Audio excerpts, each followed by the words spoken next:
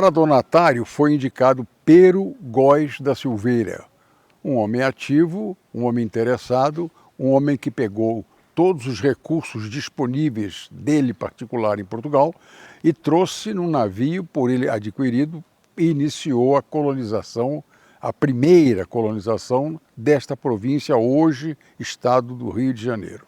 Entretanto, o que Pero Góes da Silveira não contava era com a animosidade dos índios da região, que eram os aimorés. Os índios que habitaram o Brasil foram de 4 grupos distintos: os tupis, os tapuias, os nuaruaques e os caraíbas. Todas as demais tribos eram decorrentes dessas tribos. Todos os outros indígenas, todos os outros índios que são citados em minúcias, eram grupos pertinentes a essas 4 tribos. Houve um entrevero em que os índios se revoltaram muito séria e gravemente e destruíram a capitania, a vila da rainha, queimaram as roças, mataram os colonos, estupraram as mulheres, enfim. Foram bárbaros os aimorés. Em 1640 é que tropas do novo governador do Rio de Janeiro e mais padres, frades, jesuítas, estudantes, comerciantes, todos se uniram e atacaram os aimorés, derrotando-os definitivamente na, então, cidade de Campos.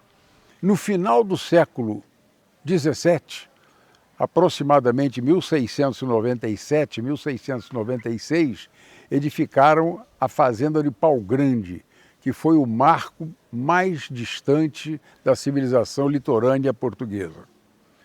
Uma coisa curiosa, a sede, a Taba dos Coroados, que vejam bem, esses coroados foram aqueles que vieram vindos, atacados pelos coropós. Eles criaram a Taba principal, onde hoje se encontra a cidade de Valença.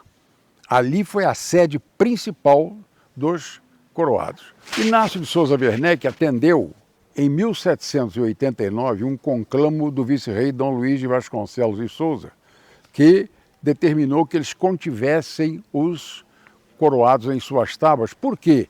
Eles saíam da sua região, desciam a serra, atravessavam o rio e adentravam a fazenda de Ubá e adentravam a fazenda de Pau Grande, onde roubavam milho ainda no pé, ainda verde, para comer. E essa alimentação deles foi bastante danificosa para os portugueses. Do momento em que isso ocorreu, os portugueses então passaram a adentrar as terras coroadas, atravessada a margem do Rio Paraíba para o lado esquerdo, foram distribuídas no final do século XVIII, 1796, 1798, as primeiras sesmarias na região de hoje Juparanã, Desengano, aquela parte que é um distrito de Valença hoje, que é a parte esquerda do Rio Paraíba.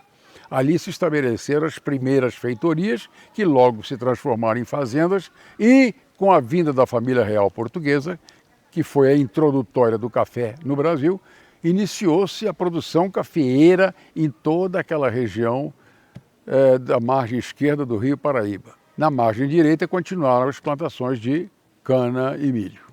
Quando eles chegaram aqui, eles encontram esses índios, os nativos, chamados pelos portugueses de coroados, né?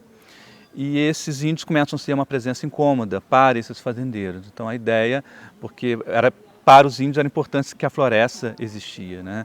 O café já era o contrário, tinha que tirar a floresta e plantar o café. Então houve um embate, houve conflito entre os interesses dos fazendeiros e os nativos da terra, né, os índios coroados. Com o contato com o homem branco, a pressão em cima da terra, eles vão acabar sendo miscigenados, né? O convívio com o homem branco, eles vão perder o seu jeito de viver, a sua cultura, muitos vão morrer por conta de doenças, né, a forma de viver indígena. Inclusive existe uma suspeição, eu não vou dizer suspeita, uma suspeição de que os brancos incutiram nos indígenas o vírus da varíola para dizimá-los mais rapidamente.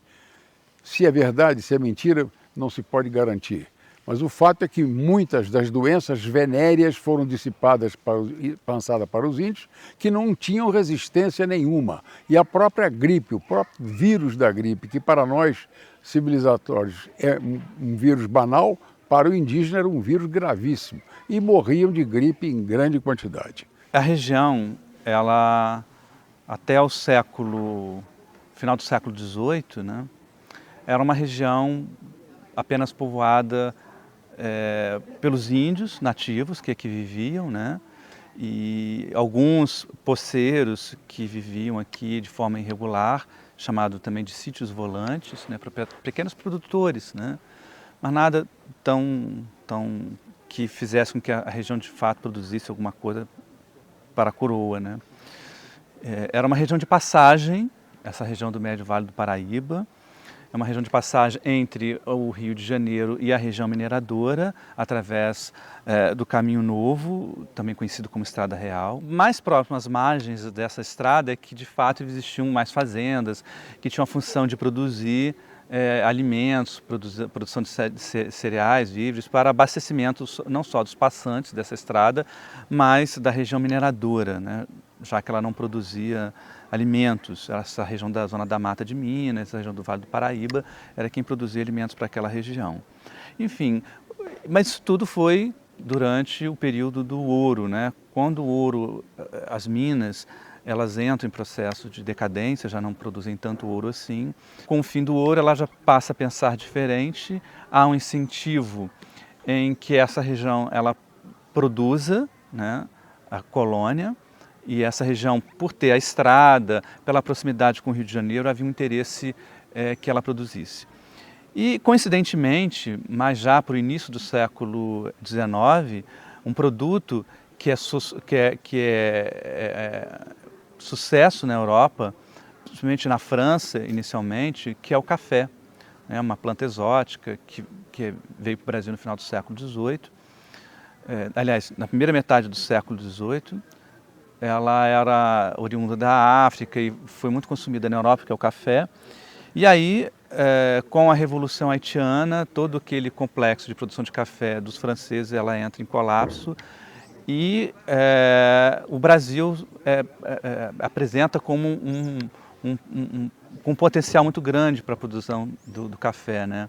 E aí há um incentivo da própria coroa, Dom João VI, já em 1808, ele já é um incentivador do cultivo do café no Brasil. Inicialmente, o café era produzido no Rio de Janeiro e quando ele chega aqui no Vale do Paraíba, ele se desenvolve magnificamente bem por conta do clima, altitude, né? Era favorável à produção do café. O solo no Vale do Paraíba é muito propício ao plantio do café. Eles verificaram isso a partir da década de 30. Então isso casou perfeitamente, né? Os interesses da coroa com o grão e uma região propícia à produção desse café. Inicialmente, o café ele não era o principal produto de exportação ou até mesmo a principal escolha dos fazendeiros. Eles cogitaram, por exemplo, investir no chá, no amendoim, no fumo. O café ele acabou tornando-se uma alternativa viável. Em 1850, a gente já tem uma região totalmente ocupada por fazendas, já não existem mais terras disponíveis da coroa, né? Essas terras são todas ocupadas por fazendas, todas produzindo café em grande escala. Em 1850, a gente está no apogeu da cultura do café no Vale do Paraíba e grandes fazendas, grandes complexos cafeeiros, né? Surgem nessa época. Um grupo de famílias oriundas de Minas Gerais optaram por diversificar o investimento. E diversificando esse investimento, o Vale do Paraíba despontava como uma alternativa viável. O Vale do Paraíba ele ficou loteado entre algumas famílias. Leite Ribeiro, Nogueira da Gama, Werneck, Vieira Machado. Economicamente falando, essas famílias elas vieram para cá e começaram a se instalar. Instalar e abrir e criar fazendas, como aconteceu, por exemplo, com a Fazenda Florença, que foi do Zé Ferreira Leite. E aí, essa fase rica surge, entre muitas fazendas, surge a Fazenda Florença, né, que ela, fundada por volta de 1852, por José Ferreira Leite, descendente de uma família de mineiros de São João del Rei, que vem para cá plantar café e, como não poderia ser diferente, o pai recebe a terra, passa para o filho funda a fazenda e assim vai passando sucessivamente para os seus herdeiros até o fim do ciclo econômico do café, que começa a dar seus sinais de decadência em 1870 e aí vai até 1888 com uma espécie de golpe de misericórdia com a abolição da escravatura, né? Todo esse trabalho de exploração da terra, do cultivo do café, todo o trabalho praticamente, ou pelo menos grande parte dele, era feito por mão de obra escrava, né? As que não eram escravas eram aquelas que eram para vigiar o trabalho escravo, né? Controlar o trabalho escravo, administrar o trabalho escravo, os feitores, os capatazes, que também formavam uma massa de trabalhadores muito importante. Mas em 1846, Anastácio Leite Ribeiro começou a dividir os seus bens para seus filhos. E foi exatamente nesse período que José Ferreira Leite ganhou este terreno, aqui hoje conhecido como Fazenda Florença, de seu pai, Anastácio Leite Ribeiro. Foi exatamente a partir de 1846 que José Ferreira Leite começou a formar a Fazenda Florença. Nesse período, foi necessário ele derrubar a Mata Atlântica, ainda existente aqui naquela época. Também foi nesse período que ele começou a formar o quadrilátero funcional da Fazenda Florença. Ou seja, nesse período ele construiu as senzalas, os terreiros de café, a tulha, a casa-sede, inclusive terminou sua construção em 1852, seguindo o estilo neoclássico italiano. Em 1998, a fazenda foi vendida de porteira fechada para o atual proprietário da fazenda, que é o Dr. Paulo Roberto dos Santos. Bom, a compra da fazenda é um desejo antigo, porque a minha formação profissional, eu era dentista, professor universitário, e como todo profissional liberal, né, e autônomo, só em ter uma estabilidade financeira, né?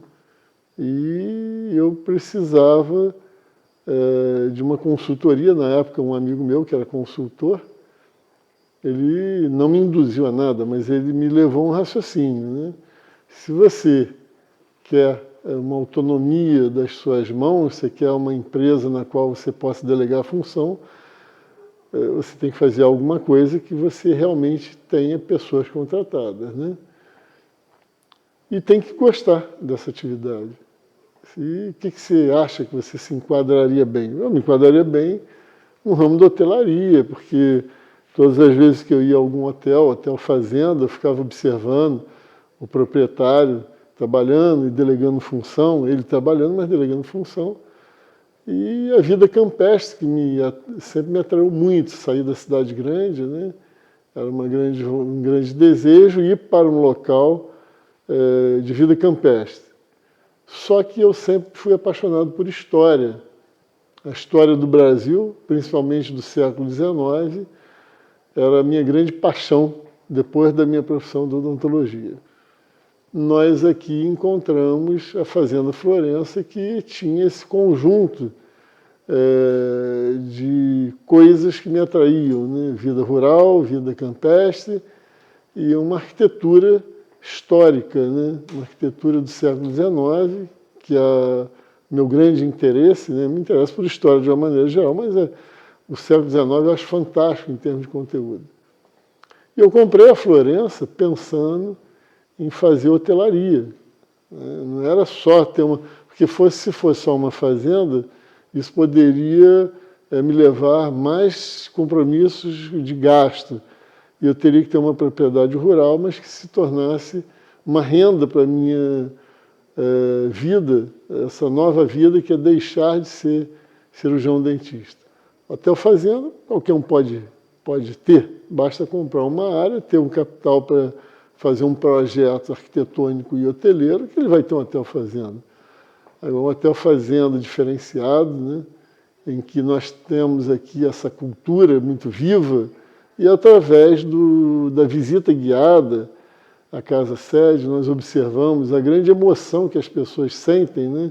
Talvez pela curiosidade histórica, outros porque era um resgate da casa da vovó, né? Algumas identificações no mobiliário, em objetos, né?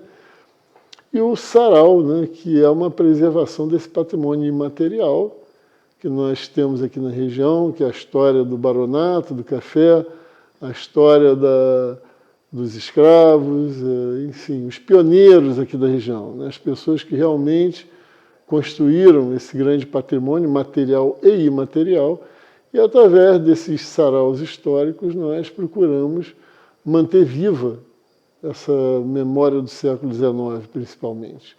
E não contamos só a história da fazenda, contamos história também da região de Valença, né?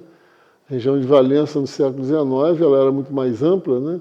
Onde hoje é o município de Rio das Flores, era um distrito de Valença, né? Temos a história de outros personagens importantes que aqui passaram, inclusive no século XIX e até no século XXI, né? Porque a história ela não congelou, a história continua, né? Daqui a uns 100 anos, 200 anos, alguém vai estar contando essa história aqui, nossa, sua, dela, dele, minha, né? Essa é a nossa história, está registrando o passado para que no futuro se entenda melhor a nossa sociedade.